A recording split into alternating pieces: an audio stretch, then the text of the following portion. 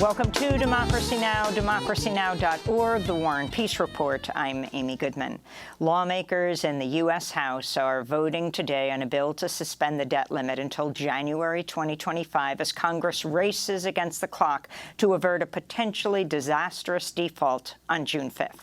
On Tuesday, at least 20 far-right Republicans rejected Kevin McCarthy's debt ceiling deal with President Biden. Members of the House Freedom Caucus are threatening to trigger a vote to remove McCarthy as House Speaker if the bill passes. Some progressives have also indicated they'll vote down the deal over its work requirements for social programs and so-called oil and gas permitting reforms. Lawmakers on the House Rules Committee narrowly voted to bring the bill to the floor Tuesday evening after exchanging cross-party jabs. This is Pennsylvania Democrat Mary Gay Scanlon, who voted against the bill. Here we are today, forced to address a manufactured debt ceiling crisis that has rattled global economic markets because right-wing members of the House have a stranglehold on House majority and its leadership. Republicans in the House, influenced by their most extreme members, decided to hold our country's economy hostage in order to take food out of the mouths of hungry Americans. Here in New York, climate protesters rallied near the Brooklyn home of Senator Chuck Schumer to demand the final debt ceiling deal not include any concessions on the climate crisis. This is Batamia Coronel of the Center for Popular Democracy.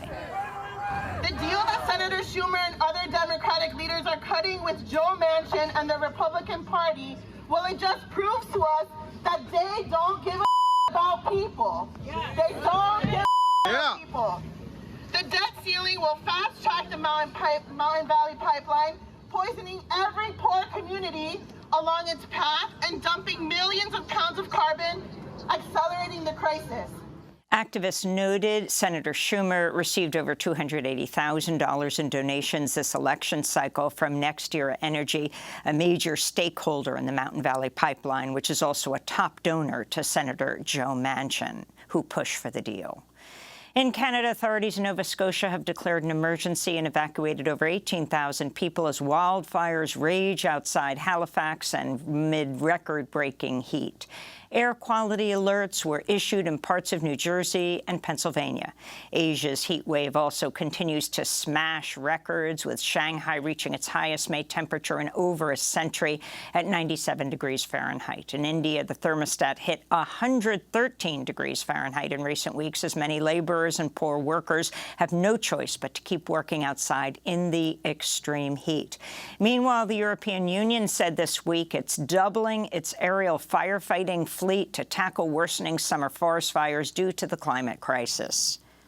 Disasters are occurring with increased frequency and intensity.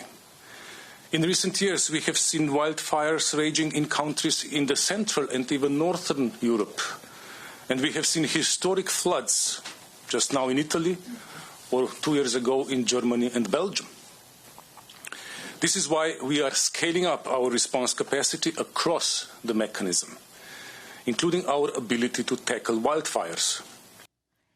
Hundreds of artificial intelligence experts, as well as tech executives, scholars, and others, are warning AI poses an existential threat to humanity. The ominous one-line statement reads, quote, "Mitigating the risk of extinction from AI should be a global priority alongside other societal-scale risks such as pandemics and nuclear war." Among the signatories is Geoffrey Hinton, who's been dubbed the godfather of artificial intelligence. He recently quit Google so he could warn of the dangers of the technology he helped build. Experts say the greatest dangers may come with the development of artificial general intelligence, or AGI, in which machines would have cognitive abilities akin or superior to human beings, and that it could happen sooner than previously thought. Many have called for a pause on introducing new AI technology until strong government regulations are put in place.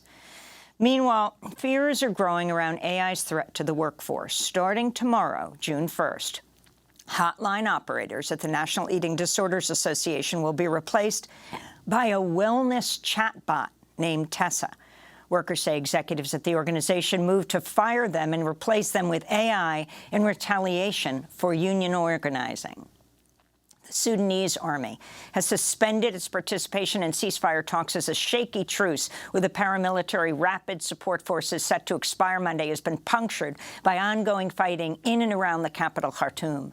The talks in Jeddah, Saudi Arabia, aim to protect and bring much-needed humanitarian aid to the civilian population of Sudan. The war has forcibly displaced 1.4 million people in the past 6 weeks, while the UN says some 25 million people, over half the population, need assistance. NATO's announced it'll deploy another 700 troops to northern Kosovo after at least 52 protesters and 30 NATO peacekeeping troops were injured during protests Monday.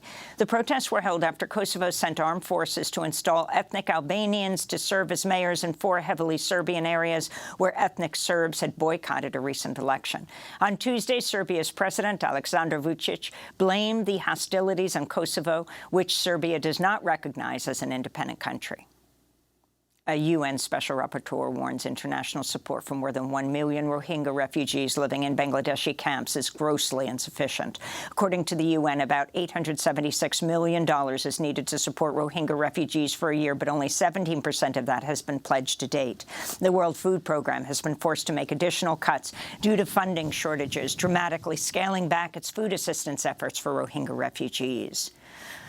Humanitarian aid groups are accusing Malta of violating international law after facilitating the forced return of hundreds of asylum seekers to Libya, where they were then imprisoned under horrific conditions. The group of some 500 migrants, including dozens of children and pregnant people, were on a boat to Europe when their ship went adrift last week, leaving them stranded in the Mediterranean as the boat started filling up with water. The asylum seekers called a humanitarian hotline for help. Maltese authorities responsible for search and rescue missions in the region never arrived. The group was instead captured at sea by what's believed to be a Libyan militia group and taken to a prison in Benghazi. Human rights groups have long denounced the torture, forced disappearances, and other dangers faced by asylum seekers in Libya, which UN experts say amount to crimes against humanity. In Yemen, the United Nations has begun an operation to salvage over 1 million barrels of oil from a decaying tanker anchored in the Red Sea. It comes after years of delay and mounting warnings of a potentially catastrophic oil spill off the Yemeni coast after maintenance on the Sackler tanker was suspended in 2015 due to the U.S.-backed Saudi-led war in Yemen. In Brazil, indigenous groups took to the streets across Brazil Tuesday protesting a proposed law that would limit their ability to obtain protected status for their ancestral lands by excluding indigenous communities that were expelled before October 1988, when Brazil's current constitution was adopted. Brazil's lower house fast-tracked the legislation after growing pressure from powerful agricultural groups. In Sao Paulo, police fired tear gas at demonstrators. We are in a national protest with the original peoples of this territory. Today, in the name of Brazil, we are fighting for life. Here are my people, the Guarani people, fighting, saying no to the law of death, saying no to the law of destruction, saying no to the time frame. In April, Brazilian President Luiz Inácio Lula da Silva recognized 6 ancestral lands, with the largest 2 in the Amazon, fulfilling a campaign promise to protect the rainforest from commercial exploitation and indigenous sovereignty.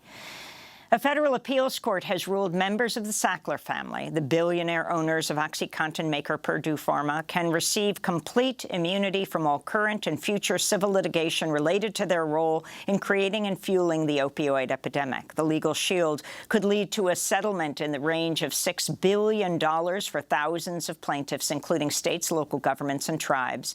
Tuesday's ruling reverses a 2021 court decision that did not protect Sackler family members from liability as part of the Purdue Pharma's bankruptcy declaration. The case can still be appealed to the Supreme Court. Opioid overdoses have killed over 500,000 people in the United States over the past 20 years, according to the CDC, including prescription and illicit drugs. In New York, a prisoner at Rikers Island died last week after becoming sick. 31-year-old Joshua Valles was being held at the psychiatric unit. He was transferred to a hospital after complaining of a headache and vomiting. He died a week later. He's the third death at Rikers this year. 2022 was the deadliest year at the jail complex in almost a decade. A recent report by a federal monitor warned prisoners at Rikers are at imminent risk of harm and renewed calls for a federal takeover of New York City jails. Disgraced Theranos founder Elizabeth Holmes reported to a Texas prison Tuesday to begin her 11-year sentence after she was convicted of defrauding investors in her blood testing company. Holmes was declared the world's youngest self-made woman billionaire by Forbes in 2014 after securing hefty investments by falsely claiming Theranos machines could run a wide range of diagnostic tests from just a few drops of blood. Holmes has appealed her case but will remain in prison during legal proceedings. And in Pittsburgh, the federal death penalty trial of the gunman accused of killing 11 Jewish worshippers at the Tree of Life Synagogue in 2018 is underway. On Tuesday, jurors listened to a 911 audio recording that contained the last words of 84-year-old Bernice Simon, one of the massacre's victims. Simon told the dispatcher, "I'm scared to death," over background audio of screams and gunshots. Robert Bowers has pleaded not guilty to 63 charges, including hate crimes. Investigators say Bowers posted anti-Semitic comments and racist memes online in the months ahead of the shooting and called immigrants invaders. If convicted, Bowers could face execution. And those are some of the headlines. This is Democracy Now!, democracynow.org, The War and Peace Report. I'm Amy Goodman in New York, joined by Democracy Now! Co-host Juan Gonzalez in Chicago. Hi, Juan. Hi, Amy, and welcome to all of our listeners and viewers across the country and around the world.